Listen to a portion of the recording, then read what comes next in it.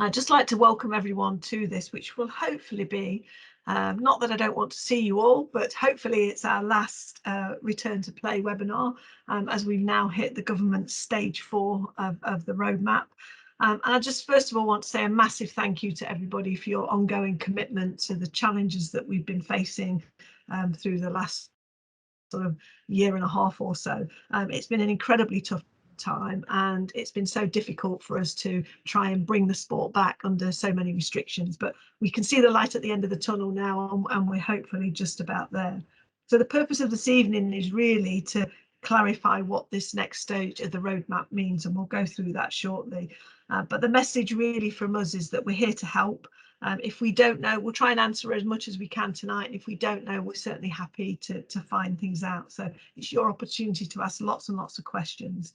As the legislation has now changed around return to play, it's meant that government has passed a lot of the responsibility onto NGBs to decide on what we think is the right way forward on a lot of this stuff. So we are really keen to hear your thoughts and ideas.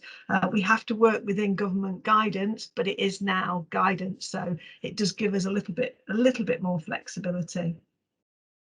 Just one other point as part of my introduction before I hand you over to Rob.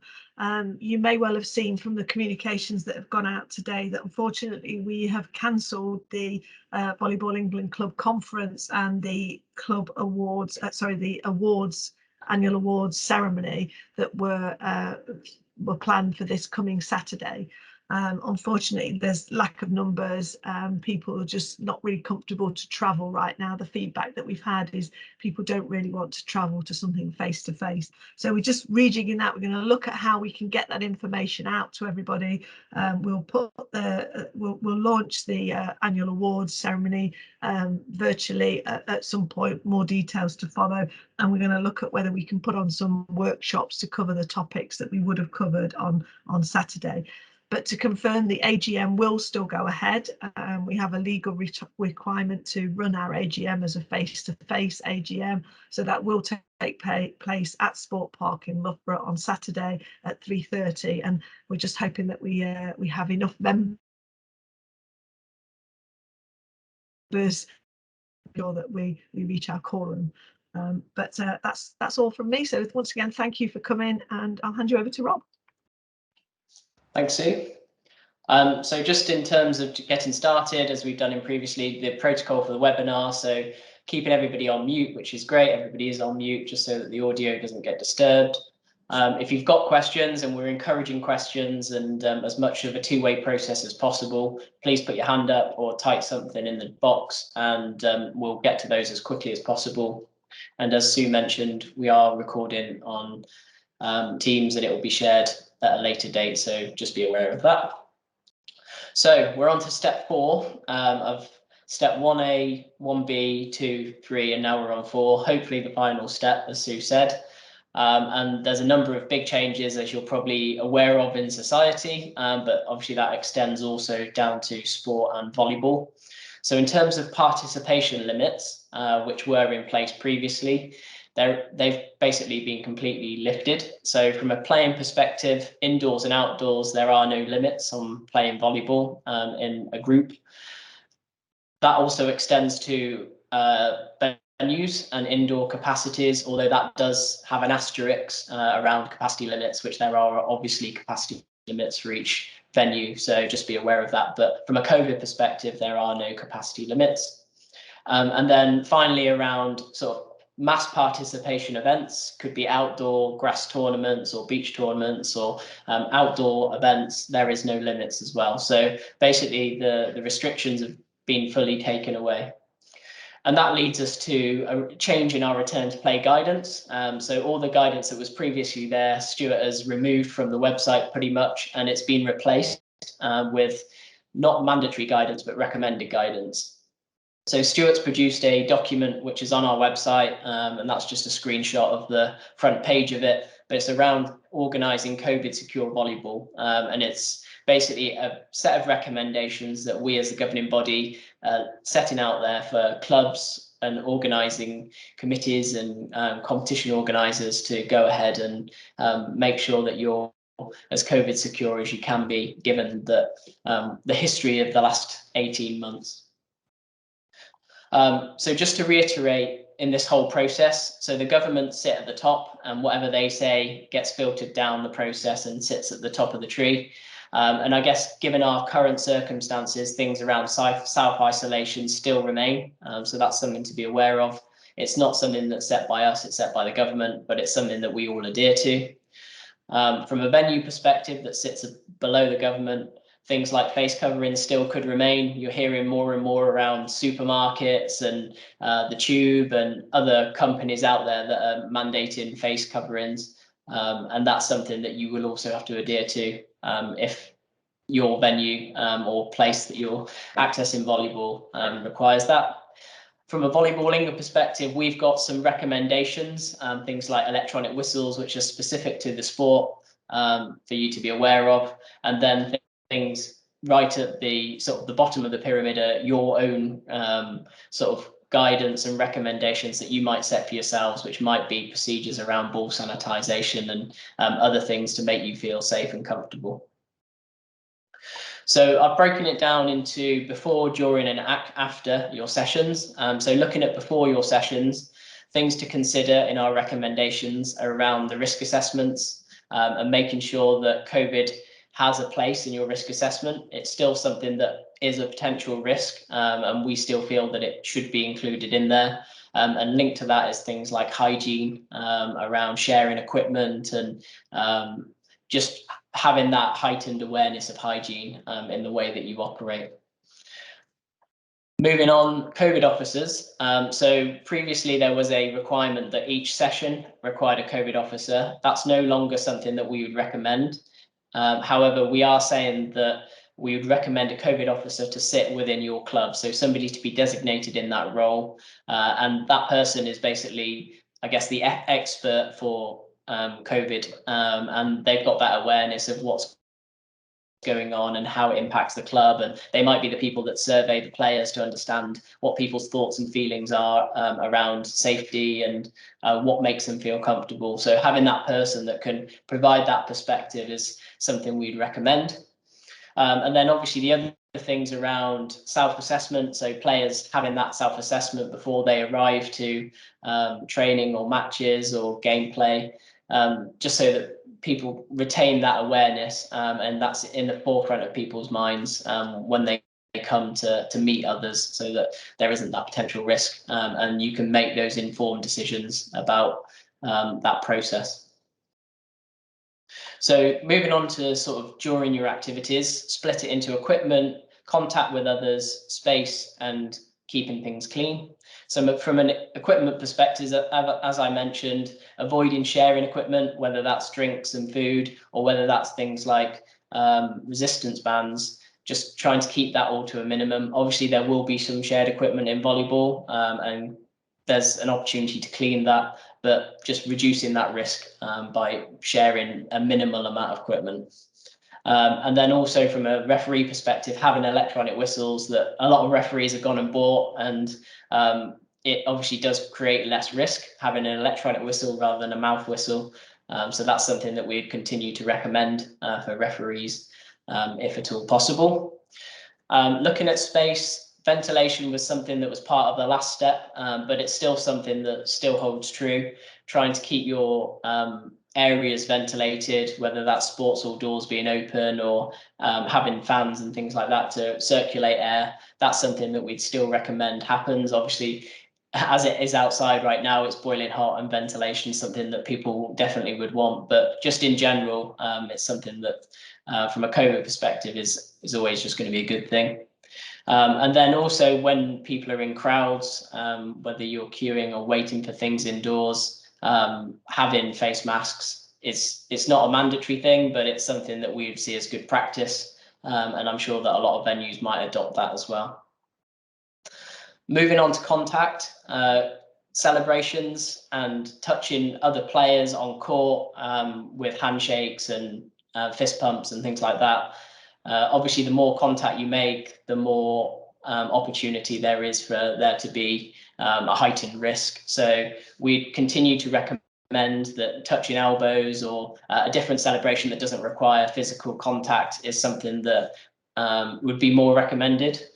And then linked to that around warm-ups and sort of training activities and so on, trying to reduce the amount of face-to-face contact within a meter. So just having that awareness when you go to plan your sessions and deliver them around how much contact face-to-face people are having in close proximity. Looking at sitting volleyball, we've obviously got a big bank of impermeable nets which were bought for all our sitting volleyball clubs. And that's something that we continue to see as a good thing to include within sessions. And yeah, that's something that we would continue to recommend. So I think there is a stock of those nets still available or around, which Sue's nodding her head, which if people are sitting volleyball clubs, new ones, then we could look at distributing those to help that process. And then in the previous step also, we also had in our guidance around sitting volleyball players having the option to use masks whilst playing, or face covering, should I say. That remains as an optional opportunity, and I think it really does come down to people's preferences and what they feel safe and comfortable doing. And then finally, looking at cleaning, participants are basically advised within our guidance, or recommended, should I say, to regularly sanitize their hands during breaks. Just having that equipment out there and ready as a club for people to sanitize. I think in society there's still that feeling that keeping sanitized is something that people want to do, and as a club, creating that right experience, having that equipment and that sanitizing spray available is something that will help you as a club to create that right environment. And that extends also to ball cleaning as well. So not mandatory, but something we'd recommend with safety at the forefront of your mind. And then moving on to recommended after the session. So I'm sure that everybody keeps registers of attendees at sessions. Through the test and trace, we'd recommend that everybody holds on to their information for that 21 days to help to facilitate test and trace, just as good practice, really. So yeah, just something also there to be aware of. So they're the kind of the main recommendations that have come out of our documentation. In terms of advice to clubs and competition providers, understanding your responsibilities and options, obviously really important. Please read and digest that information. If you've got questions, give us a call or send us information into the info@inbox. Speak to your members. They're crucial in this process, and creating that right environment where people are feeling safe and comfortable in coming along to your sessions is so important. So just have those conversations and understand what people's perspectives are. So, as Sue mentioned, we're hopefully at the last step of the process. As you can see from the 1st of March in this latest return to play, we've gone through 5 different stages, and hopefully we're at the end of the return to play restrictions. So just to thank you, like Sue did, for your compliance and your understanding of how hard this has been to try and negotiate and navigate through, given that each update has been very different, and it's took a lot of agility and improvisation by clubs to react to the way that the restrictions have been created. So Sue's mentioned Saturday around the AGM. Just moving away from return to play in terms of next things to be aware of. The club conference and the annual awards has been cancelled, but the AGM is available to either be there in person, or there will be Microsoft Teams, a link shared with people to view it, and it will be recorded to view back on YouTube. So I apologise for just talking at everybody for the last 15 minutes, but has anybody got any questions that has come out? We can go back to the slides and address any questions that might come out. I think you did a really good job there, Rob, of covering the key points. There's just a question just coming from James. James is asking, are there any self-assessment apps or form templates that we could recommend to prevent COVID? So I guess, yeah, self-assessment apps or forms, and I guess to go through to check if you have any symptoms of COVID. James might be the best person to answer that one. I'm not too sure of what's out there. Yeah, I haven't seen any specific apps. Certainly nothing for volleyball. I think it's just a standard government advice. So temperature, new cough, loss of sense of smell or taste. If you've got any of those three symptoms, that's kind of a good enough reason that you need to go to Test and Trace NHS and get a PCR test and then stay away. There's quite a few more symptoms linked to the Delta variant Freudian slip. You know, things like stomach aches now is on the list, and runny nose is on the list for the Delta variant. So it's worth checking that as well. It's on the government NHS website, and I think it's on the NHS app now as well. They list there's about another 6 or 7 symptoms to the Delta variant. So should be aware of them as well.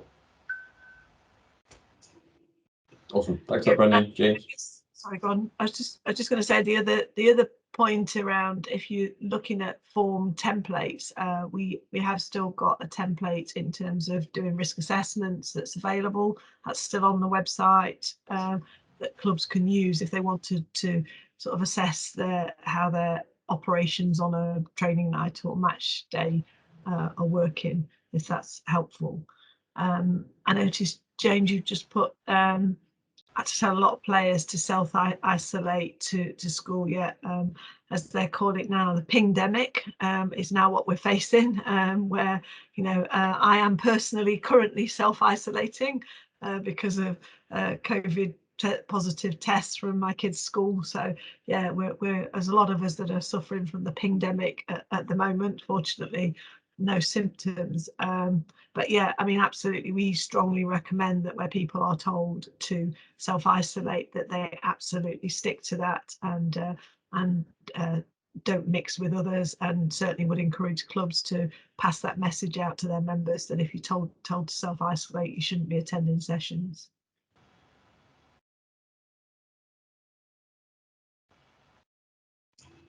Awesome. That was a couple of questions from James, but otherwise, nothing else through there then, Rob. I think we've done a thorough job there of covering the new guidance. Excellent. Well, thank you very much, everybody, for attending. And as we say, if you've got any questions after this, then feel free to email our info@volleyballengland.org inbox, and we'll be happy to help. Can I just, as the final thing, just say a massive thank you to everybody who's been involved in all of this return to play activity. There's been a huge amount of work gone on behind the scenes. Stuart, Rob, James, Murphy, Brendan, Sam, and the rest of the team. There's a huge amount of work that's gone on to get this information out to everyone and to deal with the challenges where governments are giving us stuff at the last minute, and we're trying to interpret that and see what that means for volleyball. So just massive thank you to everyone, and again, once again, thank you all for bearing with us and abiding by the rules, but hopefully we're on the home straight now, as they say.